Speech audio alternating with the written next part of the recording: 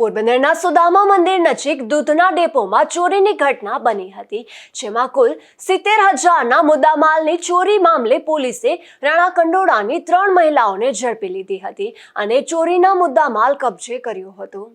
પોરબંદરના સુદામા મંદિર નજીક રામજરુખાવાડી ગલીમાં દૂધનો ડેપો ચલાવતા દિનેશભાઈ વશરામભાઈ થાનકીએ ગઈકાલે ફરિયાદ નોંધાવી જણાવ્યું હતું કે તારીખ 21ના રોજ તેનો ડેપો ખાતે અનેક લોકો ખરીદી માટે આવ્યા હતા, જે દરમિયાન તેનું ધ્યાન ચૂકવી 65,000ની રોકડ અને 5,000નો મોબાઈલ જેમાં રાખ્યો હતો તે થેલીની ચોરી થઈ હતી।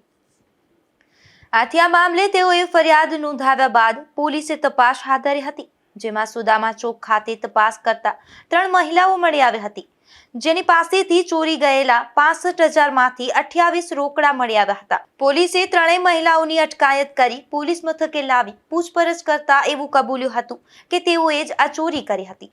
આથી રાણાકંડોળાના પુંજાપરા ધાર વિસ્તારમાં રહેતી આ મહિલાઓ રામીબેન અજય સોલંકી, શાંતિબેન વત્સી સોલંકી અને અનિતા આકાશ સોલંકીની ધરપકડ કરી પૂછપરછ હાથ ધરી હતી, જેમાં તેઓએ એવી પણ કબૂલાત આપી છે કે તેઓ અલગ અલગ શહેરમાં જઈ દુકાનમાં જ્યારે ગ્રાહકો વધારે હોય ત્યારે દુકાનદારને વાતોમાં ઉલઝાવી તેની નજર ચૂકવી અને રોકડ રૂપિયાની ચોરી કરવાની મૂડાસ ઓપરેન્ડી ધરાવે છે। પકડાયેલી મહિલાઓ પૈકી રામે સામે માધોપુર પોલીસ સ્ટેશનમાં 2024ની સાલમાં અને શાંતિ સામે ઉદ્યોગનગર પોલીસ મથકમાં 2024ની સાલમાં આ મામલે ગુનાઓ નોંધાયા હોવાનું પણ સામે આવ્યું છે।